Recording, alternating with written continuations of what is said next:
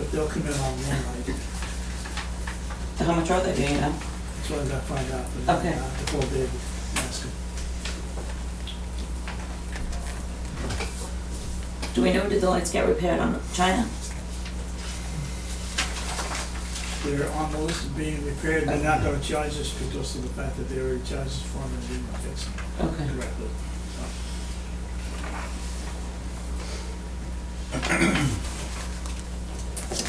Anyone else have anything? Yeah? No? Okay. Do I have a motion to adjourn? I'll just have my report. Oh. Yes. Oh. Does Rich, is Rich going for me? Can you make a report? or not? Well, he's coming to do it. Oh, you're right there, I'm sorry. I was gonna say, are we talking? I didn't even see you. You wanna do yours first, because you have to go? No, I'm Okay. fine. All right, you can go first, Jay. Okay.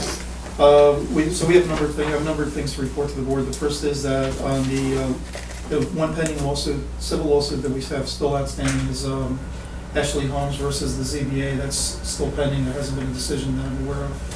I checked it 2 or 3 days ago. And so we'll wait and see what happens with that. We have several ongoing cases in the Justice Court that are pending. One was set for a trial last month. We had the code, public safety and building inspector did a really good job of preparing for it to help and assist me.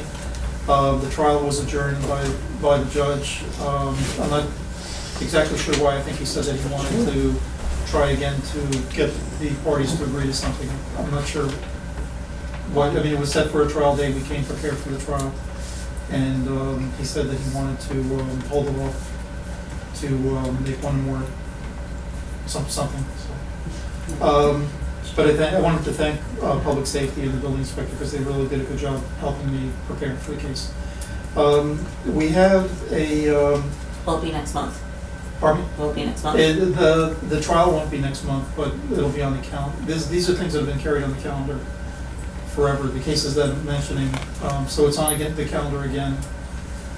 The defendant has asked for many adjournments each time that's been granted. And then we had a trial date that was adjourned by the court. So we'll, but it hasn't been set for a trial again though. Another one is we have been carrying the Ma case. The court had been carrying the Ma case on the calendar. The Ma case was at my request was dismissed and withdrawn. It had been dismissed a while ago, but it would continue to be carried on the calendar. I asked the court to take it off the calendar. As far as the village was concerned, the case was resolved a long time ago, and by what's called a conditional discharge, which is an agreement that the parties enter and submit to the judge. So that was taken off the calendar now. So the Ma case is now behind us. Well, he was in Village Hall today, and he got another notice to come back to court. From Last week. From court. Yeah, last week from court. We got a notice of court. I checked with the judge. The judge says that's gone. So I just don't still on that. Forget it. Okay. I don't know why he got. Okay. Okay. And then there's a few other enforcement cases that are pending that have been continued by the court for a while. So we'll see. I don't want to mention the names, but it's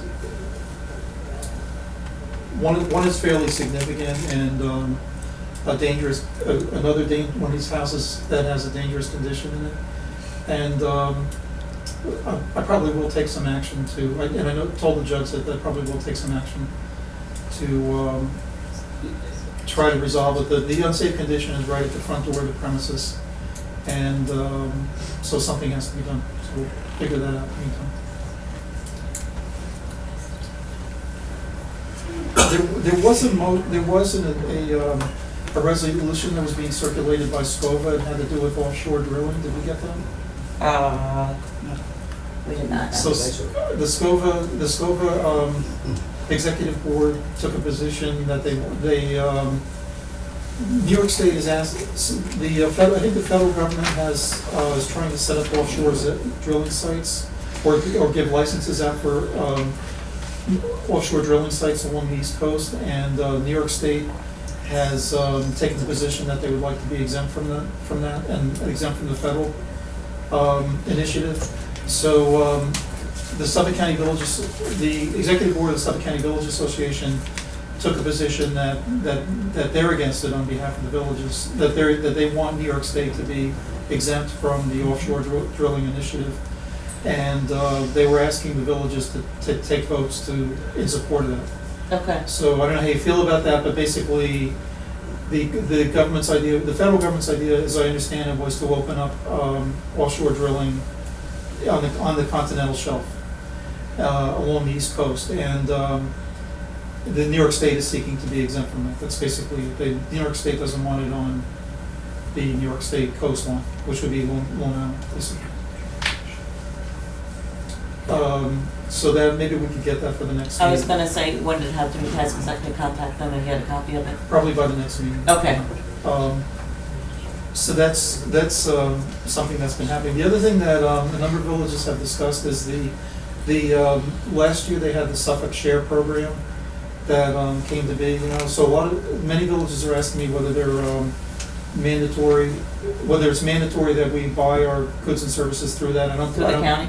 Yes, I don't think it Okay. is mandatory, but I just wanted to make sure that, I just wanted to raise that name up again, Suffolk Share, so we know that at least it's available if you wanted to check on things. It's in a cycle now where every year, basically, the county and the towns and the villages have to show to the state government how they're getting together to share services and save money, so we're in that cycle now. So I think in this month or next month, we're gonna have to report to, all the villages are gonna need to report as to shared service initiatives that they've undertaken. We are trying to do some, there are several there's a few that I'm involved in for the village, and I know that you're involved in. So those are important, and we need to let the county know about that. They send out, like, when they're doing a bid, like, for a certain thing, they ask if you want to be part of that bid. Right, so Suffolk Share has a password, I think, where you can go, every village got a password that you can go into their website. For the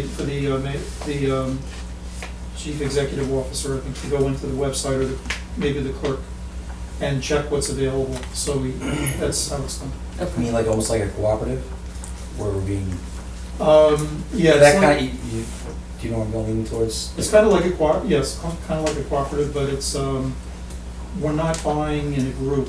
It's services, services are being offered to the group, Right.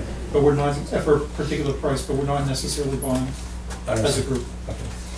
So this was what I was getting at with the roads. blacktop. Because it's services also, it's not just buying, supplies and things. It's also services, so Right. it's still alive. So that means that Well, that's what- yeah. it's something we should consider if we're going to. Well, if you use that, what's the benefit of that? Besides, is it supposed to be shared, larger scale sharing leads to lower costs? Is Yes. that the extent of the But benefit? sometimes because we're so little, it's not a cheaper Right. cost for us. Right. Yeah, the governor imposed a penalty. Excuse me, I hope I have this right, I'm gonna say the governor, but there was a higher level of government, I think the state imposed a penalty that if you don't, if the lower levels of government didn't get involved in cost sharing, that they would be penalized through, I think it was through grant money that they would otherwise get available. I don't think that we get that kind of grant money that is subject to that penalty.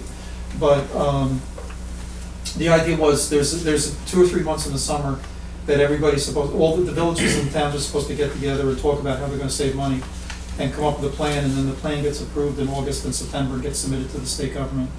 And if you, what they did last year was they created nobody was really, it was the first time it was around, nobody was really doing it, so they came up with the Suffolk Share as sort of the global solution for all the communities.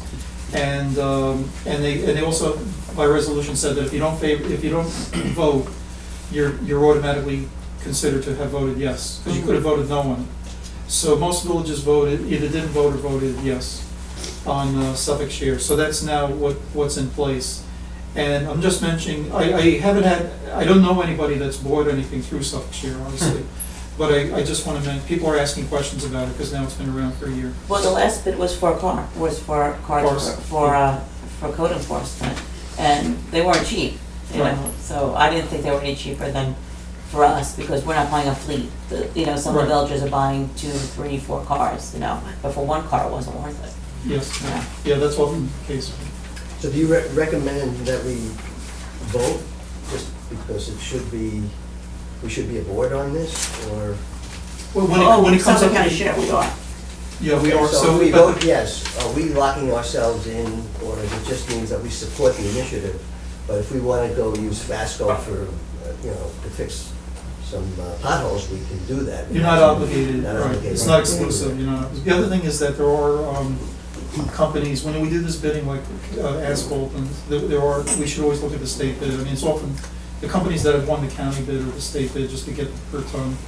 Price. You know, we had done that before, we know, Mhm. we know that, I'm just mentioning that because it was, the question was just asked. So you're pretty much gonna vote yes anyway, just so it doesn't come into a conflict of grant?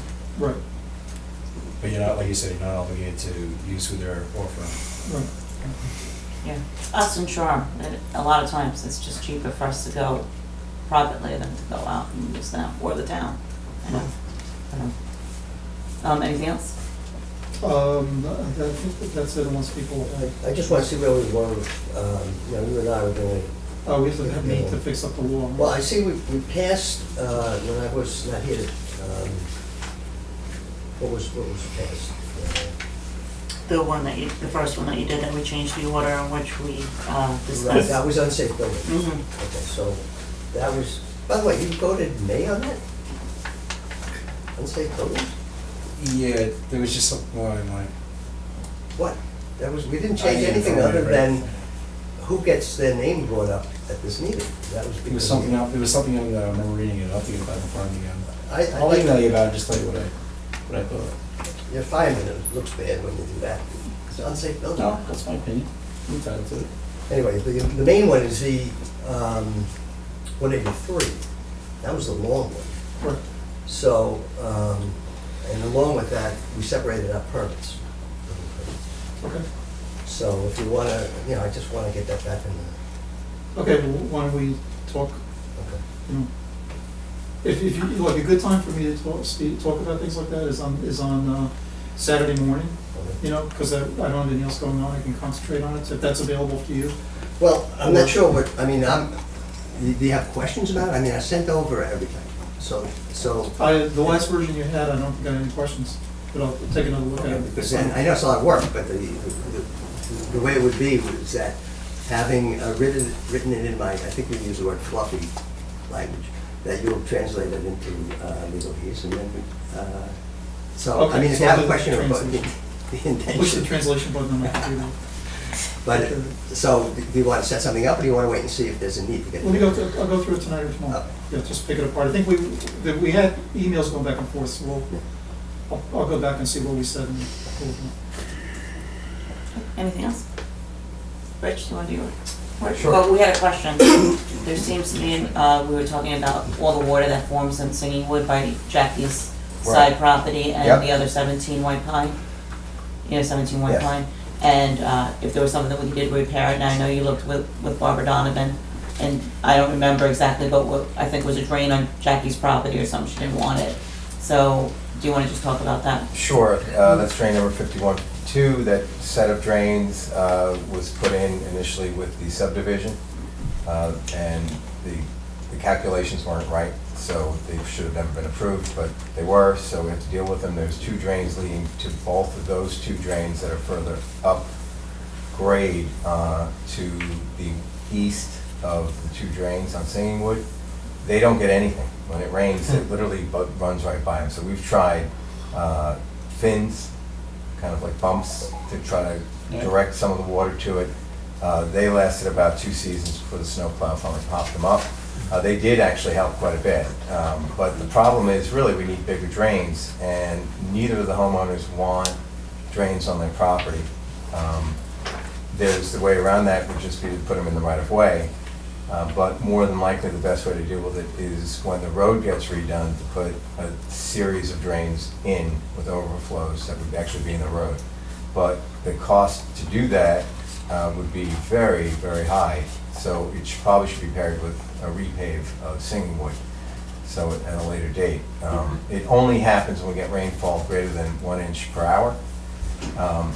I don't know many roads in Port Jefferson that do any better than that road, so I think we're holding ourselves to a very high standard, trying to prevent any flooding. And, you know, torrential rains, which are rains over 1 inch per hour, are not used for the calculations. So, there's not much we can do about it. In the past, we've tried pumping it and discharging it, but I think people have found that they just go around it at this point. We lost a couple of cars in there about 10 years back, and so no one tries to run through it. And then a few times, people have gone up on the Fern Winston lawn to try to go around the ponds, and they get very upset, but not upset enough to Drop put a dirt. drain on the property. Rich, those drains, you said the upper part of the, further up. Yep. They're connected down below, so They're not. They're not connected, yeah. So they're separate. It would be great if we could get more water in them, because that would really help abate the problem. But, tried a lot of different things. You'd have to either recurve or, regrade, but that's even more expensive than just putting the drains in right there, getting them deeper. But, I mean, they're pretty much routinely cleaned out.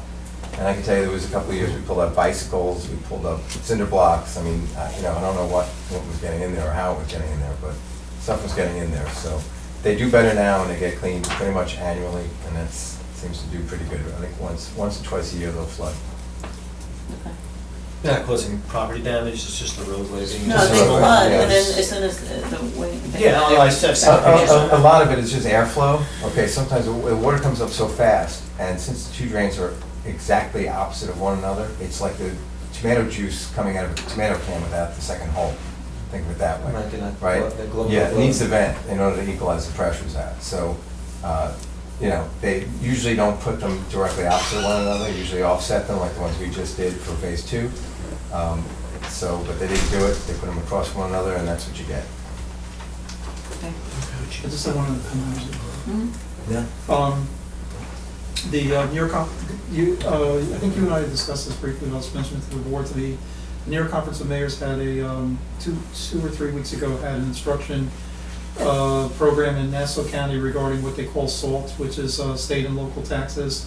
And two of the people from NICOM came down and spoke up to about 40 people about the governor's plan to create for villages to create charitable trusts, so that when people now apparently, and I don't proclaim to be knowledgeable about income taxes, but people, when they I think a deduction for state and local taxes now is going to be $10,000 and across the board. And so what the state has encouraged, the state came up with the idea that they would encourage municipalities to form basically charitable trusts, and people would pay, if their taxes are more than $10,000, would pay, or say you had a $10,000 bill with the town and $1,000 bill to the village.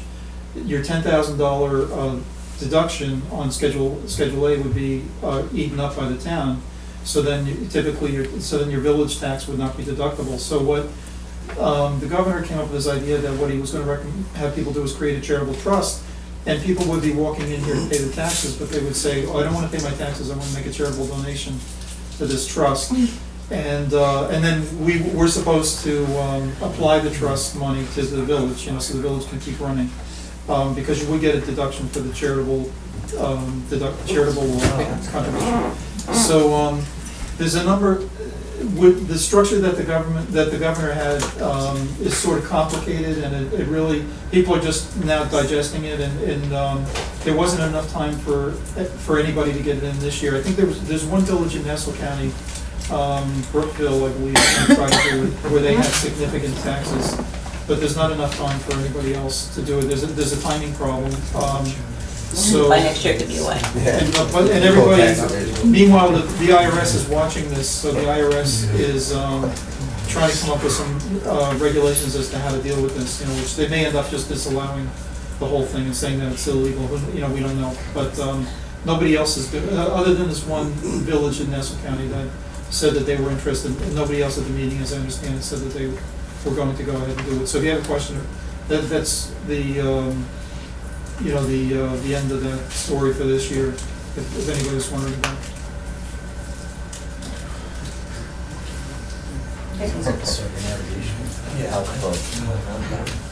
Anything else? Richard, You wanna do, you report now, you wanna just wait? Whenever you want me to. Okay, you can do it now. Why don't you return, I'm sorry. Fine. I was just responding to the question. Okay, so bear with me, this is the mandatory stormwater report to maintain our MS4 permit for stormwater discharges into the surrounding waterways. Good evening, we maintain a stormwater permit MS4 with the New York State Department of Environmental Conservation. The permit requires us to have a stormwater program to help reduce contaminant loads running into open waters for us, Port Jefferson Harbor and Setauket Harbor. We've been in full compliance with the regulations since 2014, and I'm pleased to report the DEC has reported data that shows a positive impact upon water quality for pathogens and nitrates at Port Jefferson Harbor. This is in part due to upgrades and retrofits made in our village since 2007 and continuing today, and good management practices by our village and those of the waterways surrounding town and villages. While Port Jeff Harbor is meeting its water quality goals, samples secured from the state from Setauket Harbor, in particular from Scotts Cove area, has not met standards for pathogens. However, there are no further remedies that the village can offer to improve water quality. The remedy must be found by the town of Brookhaven that discharges to Setauket Harbor from a number of well-known locations. And you'll recall that originally that was listed as our location and we had it moved back to them, because they own it. Obviously, the fixes for them will be very expensive, so we want to avoid having anything that discharges into the harbor that might pull us into that expense. And that's running forward, or whoever's got to deal with this. So remaining compliance requires the submission of semi-annual progress reports and an annual renewal of a stormwater plan. Each September and March, we post our semi-annual and annual reports to the village website for comment. In the case of this year, we posted the semi-annual annual report on the website for the month of February and March and received no public comment. Accordingly, it was remitted to the New York State DEC in March. The reporting requires that we execute 6 minimum control measures that include 1, public education outreach, 2, public involvement and participation, 3, illicit discharge detection and elimination, 4, construction site and post-construction control, 5, post-construction stormwater management and new development and redevelopment, and 6, stormwater management for municipal operations. Okay, so I have to go through each of these as required. So as the conditions satisfy control measures 1 and 2, I make a report of annual changes that have been effected in open public meeting. So for control measure 1, we have continued upgrading the village website to include multiple layers of pages that help teach stormwater pollution impacts upon the waters of the state. A method of to report stormwater pollution-related issues, including illicit discharges, was added to the website this year. And additionally, we refined village website to feature professional quality photographs of village waterways to help promote the feeling of being a waterfront community and protecting our surface waters. We've maintained signage to prevent the feeding of waterfowl and for the collection of pet waste. We've helped sponsor harbor-themed and water-themed parties featuring cardboard boat races and marine life foods and entertainments that are themed on marine life. We have displayed educational information on the harbor flora and fauna at such events, okay, as you recall. So we have had storm cleaning events where volunteers have cleaned the tops and feed locations for stormwater dry wells on our roads and parking lots. Thank you, Harry. And we've installed 5 new stormwater dry wells on Chestnut and Walnut Drive following complaints from residents voiced at public meetings with respect to ponding and potential discharges to the harbor, and installed curbs to mitigate sediment inclusion. We've enforced dog waste regulations, and we've patrolled and provided pet waste bags for our public parks and parking lots. We've made various public email postings using constant contact software to make residents aware of water quality concerns, including drain maintenance and de-icing compound applications. We have maintained our Village Hall bulletin board right out here on the importance of protecting our waterways. We have worked with residents through our building department to upgrade septic systems to work with greater efficacy.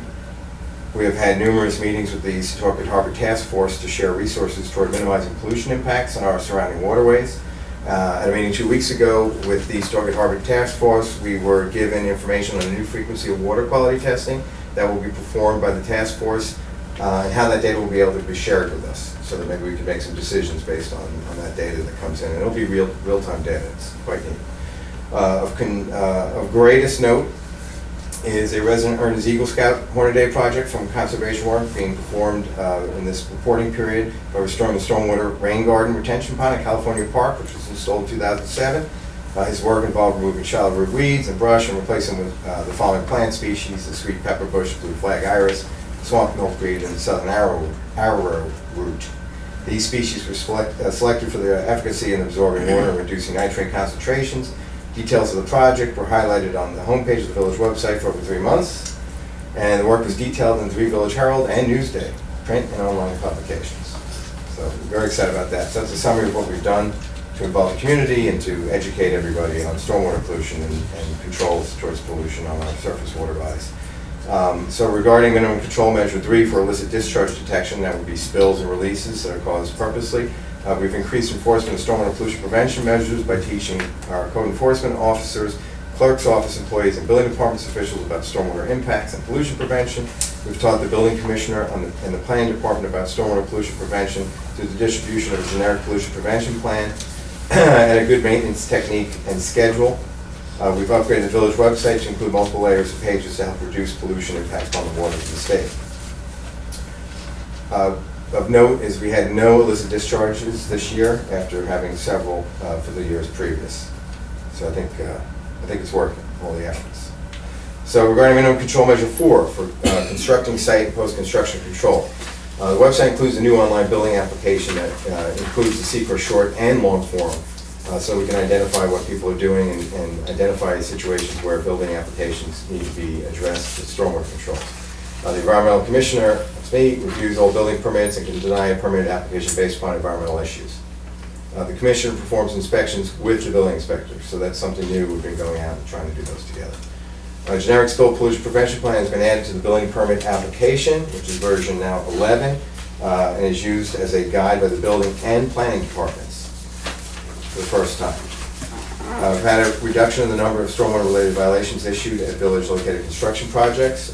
We've had a lot of people putting up the required stormwater pollution prevention barriers, whether it be silt fence in combination or alone with hay bales. We've had good effect with that. With respect to minimum control measure 5, post-construction stormwater management, new development and redevelopment.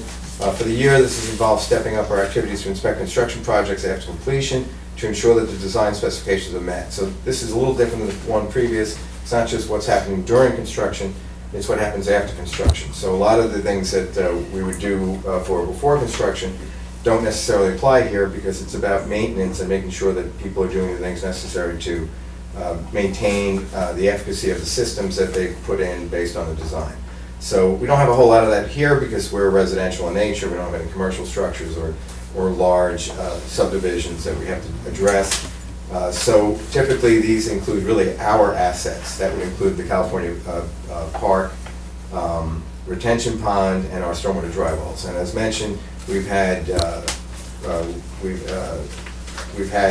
that pond cleaned and upgraded positive with upgrades for positive benefit, and we've had 20 stormwater dry wells and basins cleaned this year in our maintenance program. Again, with respect to control measure 6, stormwater management for municipal operations, the village has no municipal operations that it performs that are subject to MS4 permit. We don't even wash our cars here in the village, so we really don't do anything as a village to create a discharge, so there's nothing to report with respect to minimum control measure 6. So for 2018, I hope the village can see the logical conclusion of our phase 3 of our Walnut Beach Drainage Improvement Program.